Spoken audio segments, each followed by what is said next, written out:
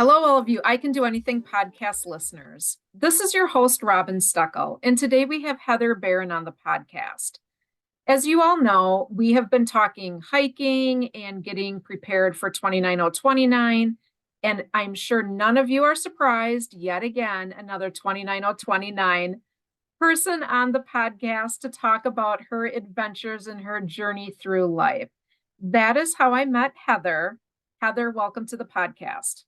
Thank you. Thanks for having me. For all of you on YouTube, you can see that I have the Stratton, Vermont background from 29029 in the year 2022, so 2 years ago. Heather is going to trek up Stratton Mountain 17 times to obtain her red hat. But before we get to Stratton, Heather has a really great story about hiking up Mount Kilimanjaro. Heather, why don't you tell us how you got into hiking and what made you even think of climbing Mount Kilimanjaro? So I live in Vermont.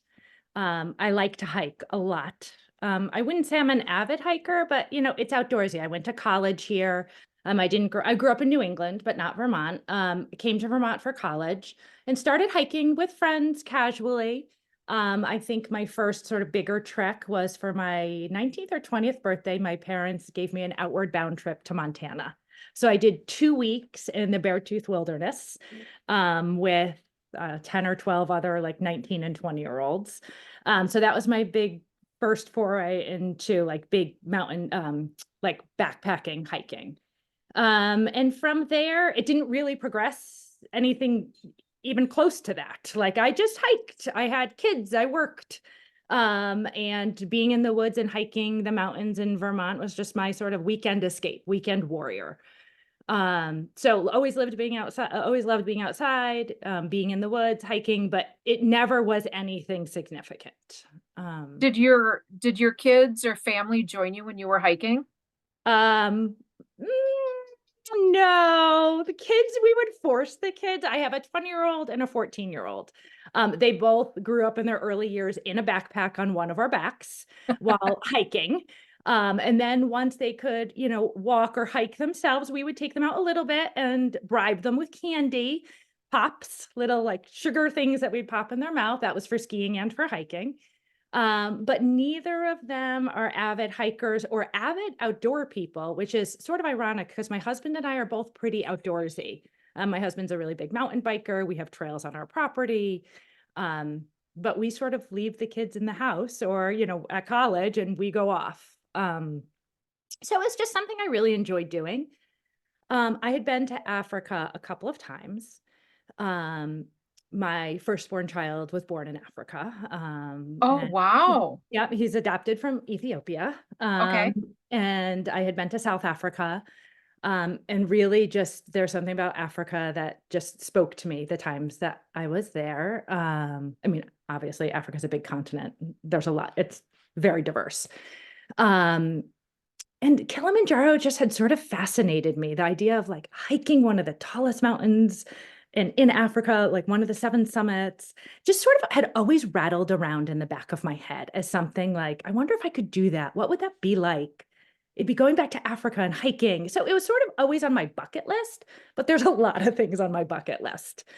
And I have gotten good in my life, especially as I've gotten older, is listening to that little voice inside of me that's saying it's time, it's time, it's time. And I was in a pretty stressful job. I was a principal of a pretty large high school in Vermont during COVID. And it took a lot. And I was raising two kids, a middle schooler and a high schooler during COVID. And it was a lot. It was very, very stressful. And I was working really long hours. And it felt like the weight of the world was on me. And I was just starting to feel like it had been a school I'd been at for 19 years as a teacher and then a principal. My whole life had been at this place. And I was like, I think it might be time to shake up my snow globe a little bit. And so I took the leap, and in November of 2021, I told my work that this was going to be my last year as principal. And then I sort of blurted out, and I'm going to climb Kilimanjaro. to my whole faculty. I was like, and I'm going to Africa to climb a big mountain. And so I actually texted my brother, who's 11 years younger than me, and I have traveled with him before. And I said, I'm going to quit my job and I'm going to climb Kilimanjaro. Do you want to come?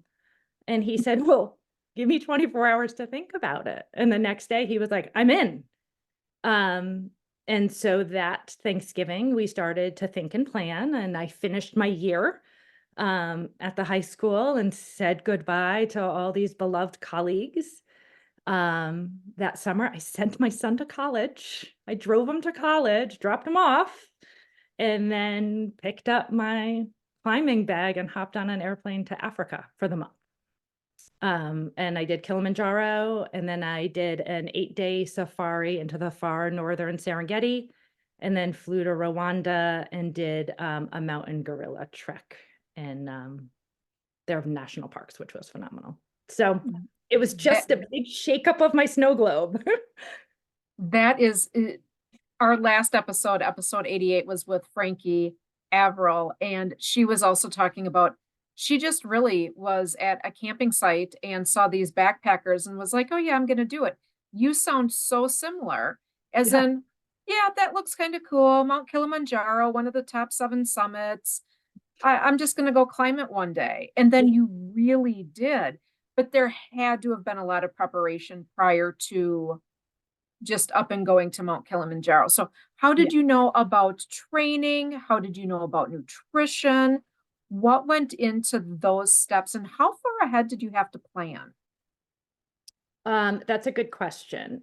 Well, those are all really good questions. I would say I am a planner.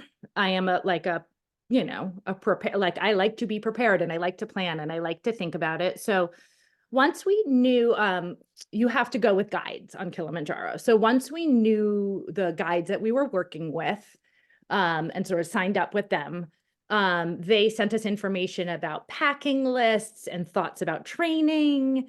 And then I just did a ton of research.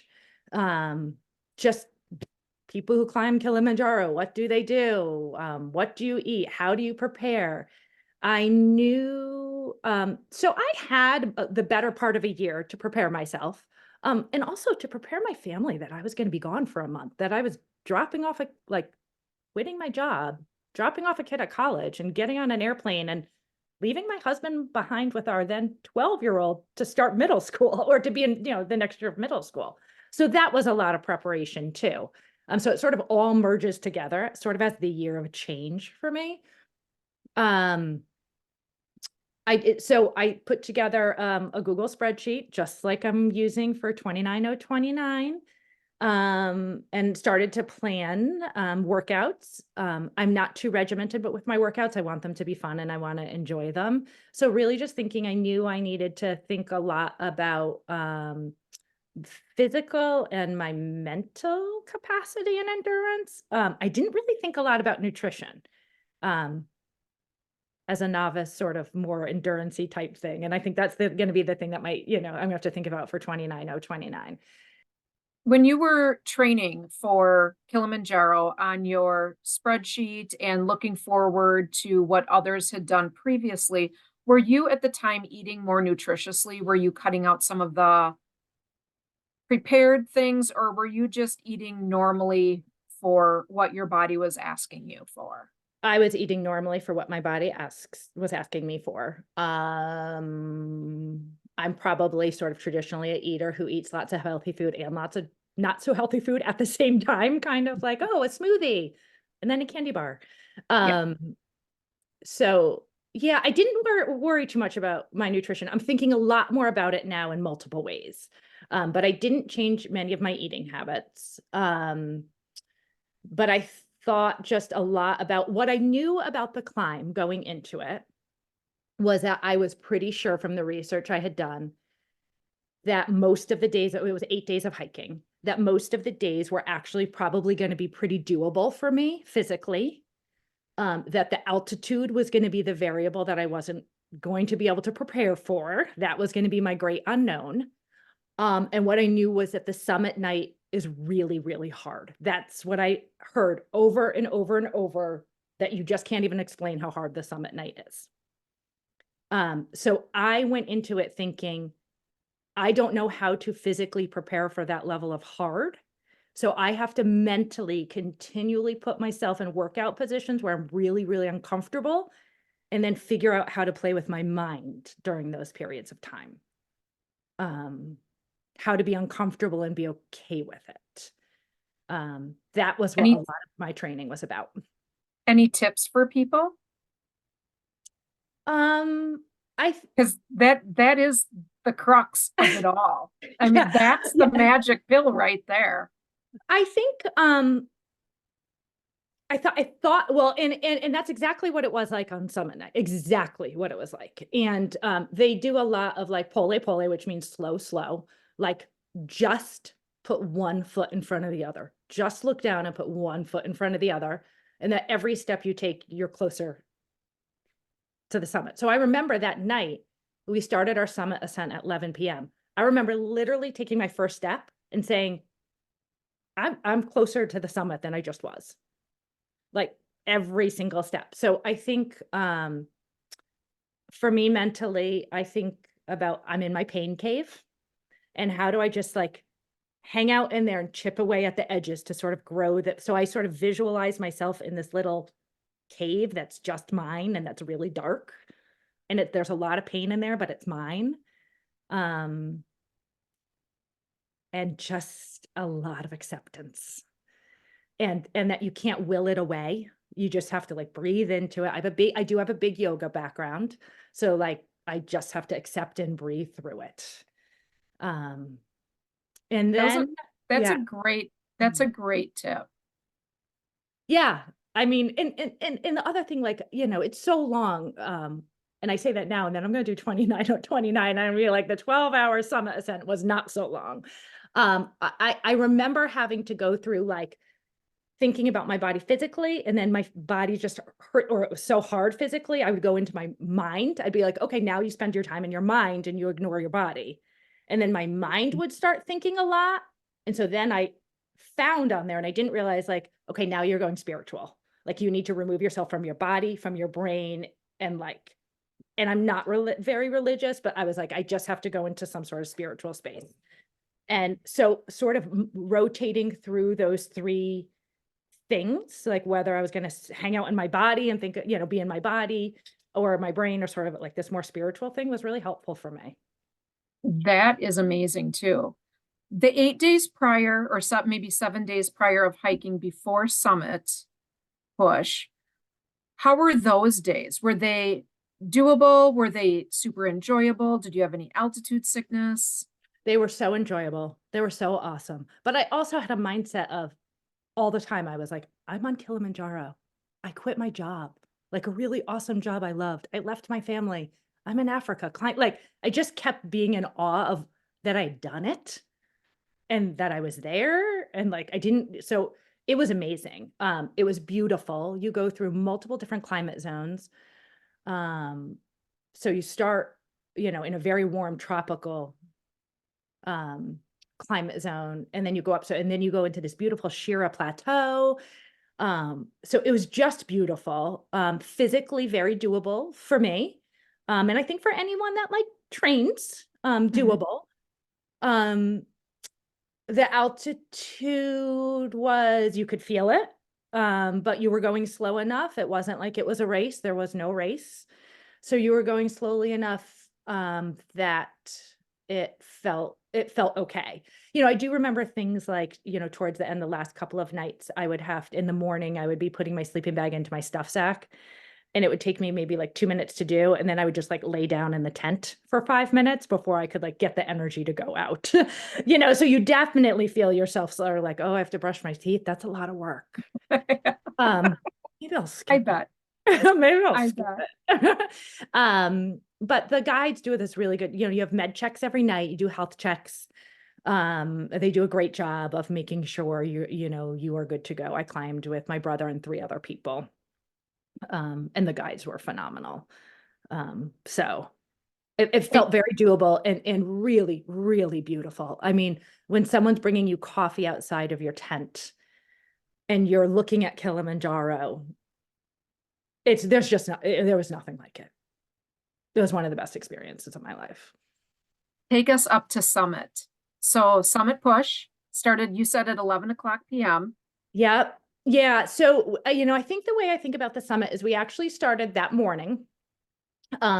We went from the camp we were at, and I don't know how many, I don't even remember how many miles. I remember it not being much, probably a couple hours, 4 hours worth of hiking, at a slow pace to base camp. We got to base camp, and I remember one of the porters who actually was carrying my stuff. You carry your day packs and stuff, but you have porters sort of holding onto my shoulders and looking at me and goes, "Now it begins." And I remember thinking, um, and we had lunch. We went into our tents, slept for a couple hours, about 2 or 3 hours.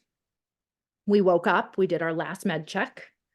This is probably at like 5 o'clock at night. We ate dinner, and every night they would do your pre-trek briefing, your briefing for your next day. And we did our pre-summit briefing. It was the first time that they were willing to tell us, or that they would tell us what the summit was going to be like. Every other pre-trek briefing the night before, we would be like, well, on the summit, or on the summit night, how about the summit night? And they were like, nope, we don't talk about summit night until summit night. We don't talk about summit night until summit night. So really, like, think about the foot you're putting in front of you, not what's happening 3 days later. So at that point, we'd been operating on just a couple hours of sleep. Woke up, did dinner, did the check, did the briefing, went back to bed for 2 hours, 2 or 3 hours. Woke us up at 10 o'clock at night. Put on all your layers, all your layers, bundled up, leave your tent, go into, they set up a tent for your food, went in there, had a snack and some tea, and then started up. It's broken up, the trek, the summit night we did is broken up into 3 treks. They say the first one is the steepest, but you have the most energy during it. And it usually lasts from about 11 or 12 to like 2 or 3 in the morning. 2 or 3 in the morning, they say you start trek your second part, the second section. They said that's going to be the hardest. That's where you're going to be exhausted. You're going to be at really high elevation at that point. You're going to be very cold. And that's, I think, the place where people make it or break it at that point. And then section 3, and that was very, very hard, very hard. That very hard. And then at about 6 or 7 o'clock in the morning, we get to the rim of the volcano, because it's a volcanic mountain. We get to the rim. And that's when you do your last section, which lasts about an hour, and it's just along the rim to the highest point. So I remember at that moment, we got to the top, we got to that place, and he was like, you're here. You are about to see, you are about to do your last hour and see. And I remember thinking, I'm about to summit Kilimanjaro. And this was our break. And at this point, like, we had been eating, and I had some frozen baby Snickers bars, but they had melted and then frozen, and the wrapper was still on them. And the guides said, when we tell you to eat, you have to eat. Like, this was their fueling thing, right? Like, you have to eat when we tell you to eat, like your few little snacks that you have, or when we tell you to drink water. And at that point, my Cliff Bars tasted horrible. I had no interest in the altitude, my belly, like, I had no interest in my Cliff Bars. I really didn't want to eat anything, and I was very, very cold. And so he's like, you have to eat something, Heather. And so I took out my baby Snickers bar, and I tried to pull the wrapper off, but it had earlier in the hike, or down low, I don't know when, melted, and the wrapper had sort of melted to it and then frozen, and I couldn't get it off. And I remember sort of looking at one of the guides, and he looked at me, and I just put it in my mouth and ate it, wrapper and all. I was like, I guess I have to eat something. I don't have the energy to pull the rest of it off. And so then when we got to the crater summit, the crater part, he was like, okay, you need to eat something and go to the bathroom. And I remember I just sat on a rock and started to fall asleep. And he shook me. He's like, you can't sleep now. I was just so tired. I think I just was so tired. And then you just hike a little bit further. Like, you still can't see the top at that part. And then you hike a little bit further. And then all of a sudden, we had planned actually our hike to be on the full moon. We had read that if you can plan your summit night to be on the full moon. It's really cool. So the moon is coming up at the highest point on Kilimanjaro where we're about to go to. And the sun is rising behind me. So I have these like incredible pictures of just, I see the moon, I see the sun. And I remember thinking, I could run a marathon up here right now. I had just gone from being asleep and eating a Snickers bar with like the wrapper on it to this level of energy that I hadn't had all trip, even when I was at lower elevation. I remember thinking, bring it. Like I can run this whole way. It just was so inspiring. The last 45 minutes are to the summit. You take your pictures really quickly with your group, yourself. And they want to get you off of the summit really, really quickly. I mean, you're at 19,000 feet. And for most of us, we're not used to being there. And so then you hike down back to base camp, which is hours of very steep downhill. I remember our guide radioing to everyone who was at base camp. I remember him radioing, they made it and they made it together, because I know that they thought that there were 3 of us that would likely make it to the summit and probably 2 of us that wouldn't. And that they told us afterwards, they thought they were going to have to split us up. So I guess they were really excited that we had all done it together. And so then everyone at camp, we're about 45 minutes from base camp, hours hiking down. All of a sudden, all of the porters and anyone who had been at base camp start running to us and singing and taking off our packs and taking all of our stuff and bringing us drinks for the last like 45 minutes of the hike back to base camp, which was incredible. Fed us more, put us back to bed for 2 more hours, woke us back up, fed us more. And then we had to hike down another, at that point, 6,000 feet to the next camp. So from one morning to the next evening, the time of 29,029, actually, same amount, we summited and went back down to a very much lower base camp with like 1, 2, 3 like 2 to 3 hour naps. It sounds incredibly similar to what you're going to be doing in October at Stratton. Well, that's good, because familiar or like, having navigated something similar before, I hope will be helpful in terms of how I play with my brain and my mind and my thought process. Definitely. Tell us about your other 2 hikes. Those sounded very interesting as well. The ones after the Yeah. So then once we were down, a lot of people, once they climb Kilimanjaro, spend time in that area of the world. We'll either go to the islands, or we chose to do a safari trek. So we went back to Moshi, one of the towns at the base of Kilimanjaro. We stayed at a hotel. We took a much needed shower. I bet. Really good brushing of the teeth and flossing of the teeth. Some burgers and Coke. And then the next day we hopped in like a Land Rover and spent 8 days sneaking up Serengeti, the Serengeti to the far northern Serengeti, staying at like safari lodges along the way, like tent camps. And we actually saw one of the last for the season crossing of the wildebeest of the Mara River. Wow. Which is one of the Great Migration, which was incredible. So watching the wildebeest cross and the crocodiles get them. Yeah. And, elephants, lions, monkey, everything, the typical African Serengeti, I guess safari, what people imagine. That's what it was like. It was incredible. And staying at tent camps was really, really neat too. And then we got on a plane and went to Kigali, Rwanda, and ended up touring around Kigali for a little bit and then traveling north to the border with the Congo to Volcano National Park, that area. And we did a mountain gorilla trek. Oh, that would be very cool. Yeah. And that was like, honestly, like that was that was high bucket list. I was a former science teacher, big animal lover. Diane Fossey, Gorillas in the Mist, women scientists, and animals was like sort of my jam when I was a teenager. So being able to be in the Virunga Mountains and then trek into the gorillas was really awesome. I actually have a funny story from that.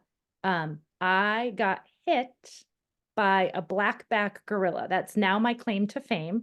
It goes well as a middle school principal. Kids love this story. So one of the things they take a small group of you. I think this group was probably about 6 of us. It's just a day trek. You wake up very early, like 6 a.m. You gather. They drive you to the family, the gorilla family that you're going to trek with. They only give a certain number of permits a day. And they take you with your guide and trackers to different family groups all throughout into their territories. So you meet in one place and then you travel an hour or sometimes even 2 hours to where you're trekking to that family. And when we were starting the trek, we did a gorilla, mountain gorilla debriefing. And one of the things they said was like the blackbacks are the juvenile males.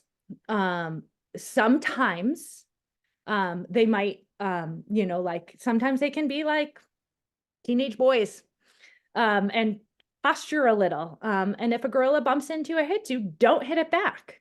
And I remember thinking, well, yeah, duh, like probably pretty good advice, but yeah, duh.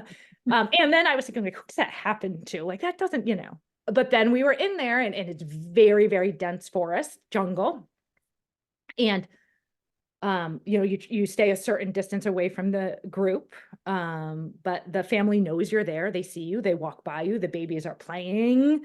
The trackers that we're with, there's 2 trackers that stay and research, during the day with these families. They do vocalizations with the silverback, like that are like, are you okay? We're here. Yes, we're okay. Or, oh, we're a little nervous. Like they can do some vocalizations to do some communication with them, which was wild. And then at one point, the troops, the family started to walk by us, and we were sort of a line against against the hillside. And I was at the bottom of the line as they were walking by, and this huge silverback walks by, probably like 5 feet away. Huge, beautiful. And then these other adults, and then these 2 fuzzy babies are like tumbling up. And then and I'm watching these tumbling babies like tumble up, kind of. They were just messy toddler babies following the moms in the silverback. And all of a sudden I'm like, oh, like something just hit me. The blackbacks, the teenage boys on their way by, like intentionally like bumped into me and then kept going. And the guys are like, okay, time to go down. Like the, blackbacks are doing their thing. So that was kind of fun. So that's your claim to fame. That's my claim to fame. I love it. Didn't fight a blackback back. I knew better than to. Very smart. Yeah. Yeah. So that was a trip. And then I flew home, and then started another job and returned back to life as usual. I bet that's something that you just don't regret. Your husband probably doesn't regret it either. Something that is just so monumental in your life. So monumental in my life. Yeah. And one of the things that I learned when I made the decision to do Kilimanjaro, and then all of that whole year leading up to it, what I learned about myself was that when I have something on my calendar and I have a purpose that's not family and or work, that those are really important things for me. But that when I have sort of that third part to my stool, that third leg to my stool, that's really important. And having Kilimanjaro on my calendar and knowing it was coming up and training for it and thinking about it was really important to my well-being. And that in a big way is what inspired me to take on 29029. I knew having it on my calendar a year in advance and working towards it was going to be really good for me. 29029 says, the mountain speaks to you if you listen. And my experience at Stratton in 2022, the mountain spoke to me. Did Kilimanjaro speak to you when you were hiking? Oh, first of all, I love that, the mountain speaks to you. Did she speak to me? My brother talked about Kilimanjaro. He's 11 years younger than me, so I don't know, he's like what, 37. He talked about it as like conquering Kilimanjaro. Not in a bad way, but just talking about like, conquering. I felt like I was being embraced by her. I felt like I was Okay. coming home. And she was like, I got you. What do you need? Like, I will test you. I will love you. Um, yeah. Like, I don't know. So yeah, I guess she spoke to me, but I just think it was like what you need, girl. I got you. Um, I slept better than I'd ever slept on Kilimanjaro. I'm a notoriously bad sleeper. And the whole camp laughed because like I'd be snoring all night and the porters and guides would be like, who was that? It's like, me. Like every time they put us down for a nap on summit night, I was like, like it just felt so good to be on the mountain. And I felt like she was just giving me so much of what I needed in my life, including I, testing me a little. I feel like you'll have the same experience at 29029. The community is amazing. Every little accomplishment is celebrated. So the Pain Cave, Courtney Dewalter, she's an ultra marathoner and she talks quite a bit about being in the Pain Cave and how she chips away. So I don't know if that's a part of the same theory, which Mhm. it sounds like it probably is. But I really enjoyed and will most likely take with me the being in your mind, being in your body, being in your mind, being in your body, and working through step by step by step. Just any movement is good. When you talked about coming back from the summit, you'll also experience that at top of the summit with all of the volunteers, people cheering you on. It's something that fills your soul, and I am so excited for you to experience that in October. I hear so many of you speak so positively about this experience. And this was another one, like, it was sort of the algorithm of the internet found me with 29029. But it was the same thing as Kilimanjaro and a couple other things in my life, like our choice, um, choosing to adopt our child, times where it was just like, this is it. You have to do this, or this is the path. Like, listen, like the universe is speaking to you, listen. And I felt that way about 29029, that I was drawn to it for some way. And when I hear you all of you who have participated, talk about, how much it means to you and or what you experience, I just get so excited. Um, to be part of that, to experience the community. And already I am, with the podcast and with you, our group of our WhatsApp group of women supporting and challenging each other as we train for this, and all of the other pieces to it. I feel very lucky that it found me or I found it.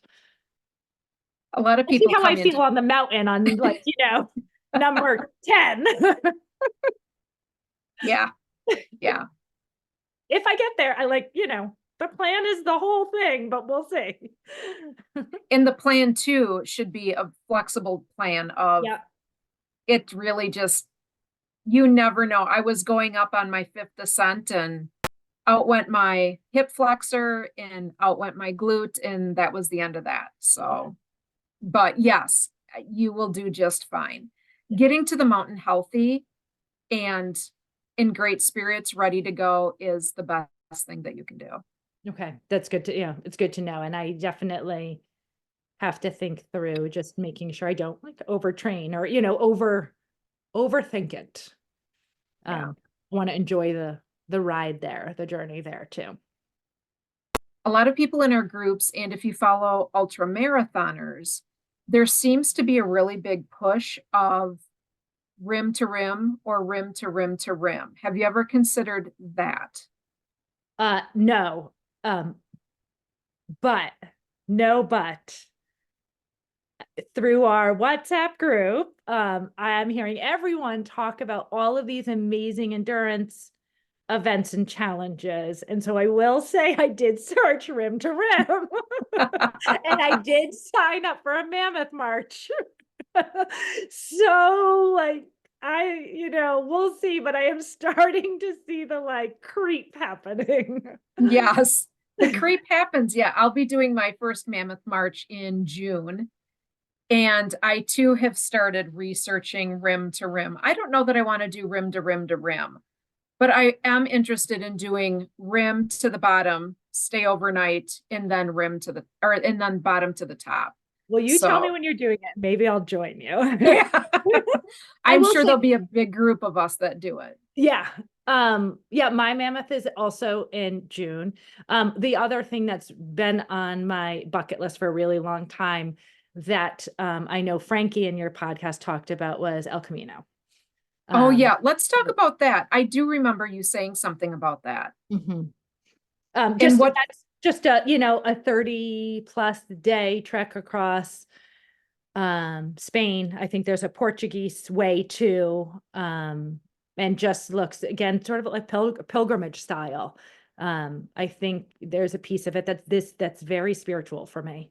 Um, about being outdoors, moving my body, meeting people.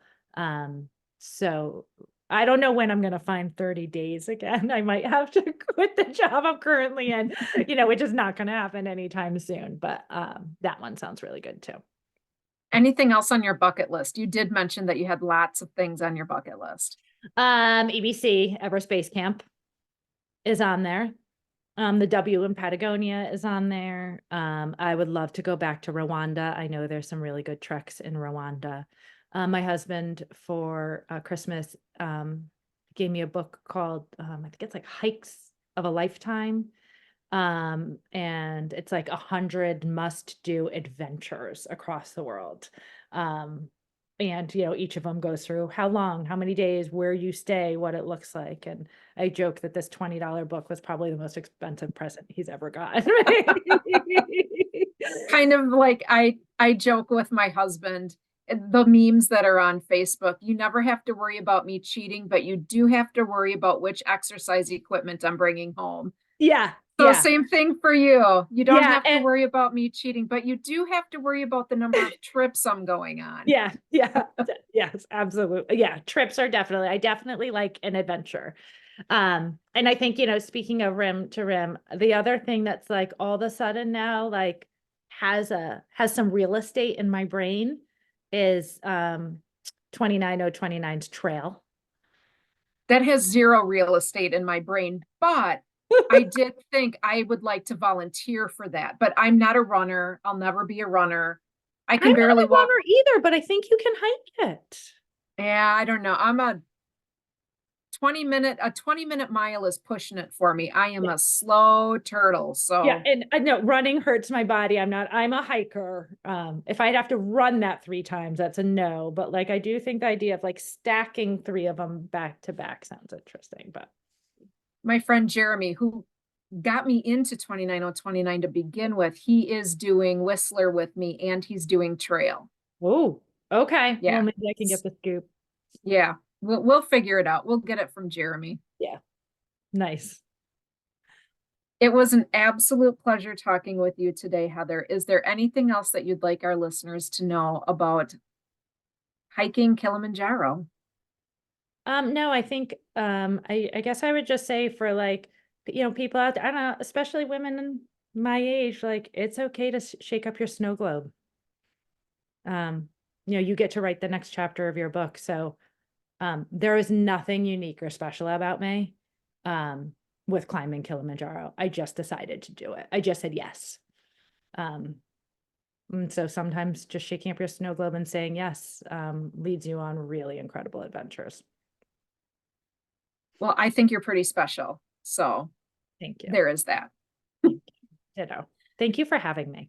This is really fun. Thank you for coming on. It's been my pleasure. To all of our listeners, stay awesome and keep reaching for your anything.